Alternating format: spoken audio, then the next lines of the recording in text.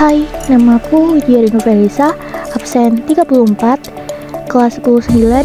Di sini saya akan menjelaskan apa itu sosiologi. Apa itu sosiologi? Sosiologi adalah ilmu yang membahas tentang berbagai aspek dalam masyarakat serta pengaruhnya bagi kehidupan manusia.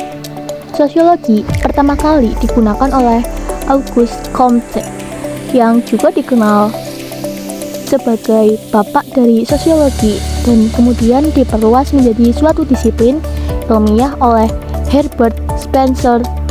Sosiologi memiliki objek kajian yang jelas dan dapat diselidiki melalui metode-metode ilmiah, serta dapat disusun menjadi suatu sistem yang masuk akal dan saling berhubungan.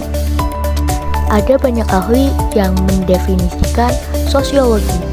10 diantaranya yaitu Auguste Comte, Emile Durkheim, Max Weber, Pitirim Sorokin, Selo Sumarjan dan Sulaiman Sumardi, Surjono Sukanto, Astrid S. Susanto, Mayor Polak, Roger dan Warren, William F. Ogden dan Mayer F.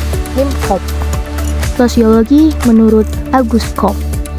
Sosiologi adalah studi tentang hukum dasar dari gejala sosial yang di dalamnya dibedakan menjadi sosiologi statis dan sosiologi dinamis. Sosiologi menurut Emile Durkheim. Sosiologi adalah suatu ilmu yang mempelajari fakta sosial. Fakta sosial merupakan cara-cara bertindak, berpikir, dan berperasaan yang berada di luar individu dan mempunyai kekuatan memaksa yang mengendalikannya.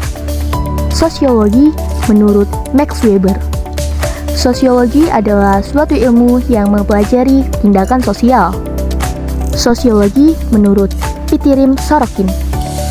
Sosiologi adalah suatu ilmu yang mempelajari hubungan dan pengaruh timbal balik antara aneka macam gejala sosial, gejala non-sosial, dan ciri-cirinya. Sosiologi menurut Selo Sumarjan dan Sulaiman Sumardi. Sosiologi adalah suatu ilmu yang mempelajari struktur sosial dan proses sosial termasuk perubahan sosial. Sosiologi menurut Surjono Sukanto. Sosiologi adalah suatu ilmu yang memusatkan perhatian pada kemasyarakatan yang bersifat umum untuk mendapatkan pola-pola kehidupan masyarakat. Sosiologi menurut Astrid S. Susanto. Sosiologi tidak sekedar mempelajari hubungan dalam masyarakat, tetapi mempelajari gejala-gejala di dalamnya yang terjadi berulang-ulang. Sosiologi menurut Mayor Polak. Sosiologi adalah ilmu yang mempelajari masyarakat sebagai keseluruhan, yaitu antar hubungan dengan kelompok, kelompok dengan kelompok, baik formal maupun material, baik statis maupun dinamis. Sosiologi menurut Roger dan Warren. Sosiologi mempelajari hubungan antar manusia dalam kelompok-kelompok. Sosiologi menurut William F. Ogden dan Mayer F. Nimkop. Sosiologi adalah penelitian ilmiah terhadap interaksi sosial, yaitu organisasi sosial. Hakikat sosiologi sebagai ilmu pengetahuan. Hakikat sosiologi sebagai ilmu pengetahuan sebagai berikut. Sosiologi adalah ilmu sosial, bukan ilmu pengetahuan alam atau ilmu pasti, karena yang dipelajari adalah gejala-gejala kemasyarakatan. Sosiologi termasuk disiplin ilmu kategori, bukan merupakan disiplin ilmiah normatif, karena sosiologi membatasi diri pada apa yang terjadi, bukan apa yang seharusnya terjadi. Sosiologi termasuk ilmu pengetahuan murni, dan dalam perkembangannya sosiologi menjadi ilmu pengetahuan terapan. Sosiologi merupakan ilmu pengetahuan abstrak dan bukan ilmu pengetahuan konkret. Artinya, yang menjadi perhatian adalah bentuk dan pola peristiwa dalam masyarakat secara menyeluruh, bukan hanya peristiwa itu sendiri. Sosiologi bertujuan menghasilkan pengertian dan pola-pola umum, serta mencari prinsip-prinsip dan hukum-hukum umum dari interaksi manusia, sifat, hakikat, bentuk, isi, dan struktur masyarakat manusia. Sosiologi merupakan ilmu pengetahuan yang empiris dan rasional. Hal ini menyangkut metode yang digunakan. Sosiologi merupakan ilmu pengetahuan umum, artinya sosiologi mempunyai gejala-gejala umum yang ada pada interaksi manusia. Tujuan sosiologi. Apa tujuan sosiologi? Tujuan sosiologi adalah untuk mengungkap pola-pola kehidupan sosial dan interaksi antar manusia di dalamnya.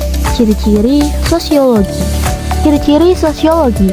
Ciri utama dari sosiologi sebagai ilmu ialah empiris, teoritis, kumulatif, dan non-etis. Empiris, yaitu didasarkan pada pengamatan dan akal sehat yang hasilnya tidak bersifat perkiraan. Teoritis, yaitu selalu berusaha menyusun abstraksi dari hasil pengamatan yang nyata, dan abstraksi tersebut merupakan kerangka dari unsur-unsur yang tersusun secara logis dan bertujuan menjalankan hubungan sebab akibat sehingga menjadi teori. Kumulatif, yaitu disusun atas dasar teori-teori yang sudah ada, kemudian diperbaiki, diperluas, sehingga memperkuat teori-teori yang lama. Non-etis, yaitu pembahasan suatu masalah, tidak mempersoalkan baik atau buruk masalah tersebut, tetapi lebih bertujuan untuk menjelaskan masalah tersebut secara mendalam. Sudut pandang sosiologi. Sudut pandang sosiologi. Sosiologi memunculkan banyak sudut pandang yang beragam, yang saling berkaitan sekaligus saling bersaing satu sama lainnya. Sudut pandang dalam sosiologi dapat dibedakan menjadi sudut pandang fakta sosial, sudut pandang definisi sosial, sudut pandang perilaku sosial. Sudut pandang fakta sosial. Sosiologi dapat dipandang melalui fakta sosial, berupa realitas sosial mengenai adanya struktur sosial dalam masyarakat. Fakta sosial ini berbentuk seperangkat aturan dalam masyarakat yang terpisah dari masyarakat, tetapi tetap mempengaruhi perilaku sosial dari masyarakat tersebut. Sudut pandang definisi sosial. Sosiologi dapat dipandang dari cara dan proses berpikir manusia sebagai individu yang melakukan suatu tindakan secara bertanggung jawab untuk menemukan nilai sosial melalui interaksi sosial. Sosiologi dalam sudut pandang definisi sosial mengacu pada makna yang dihasilkan oleh individu bagi masyarakatnya. Sudut pandang perilaku sosial. Sosiologi yang dipandang melalui perilaku sosial lebih mengutamakan sifat yang dapat diamati melalui panca indera serta bersifat objektif. Sosiologi dalam sudut pandang perilaku sosial tidak mementingkan makna dari perilaku sosial, melainkan pengamatan dari perilaku itu sendiri secara berulang-ulang.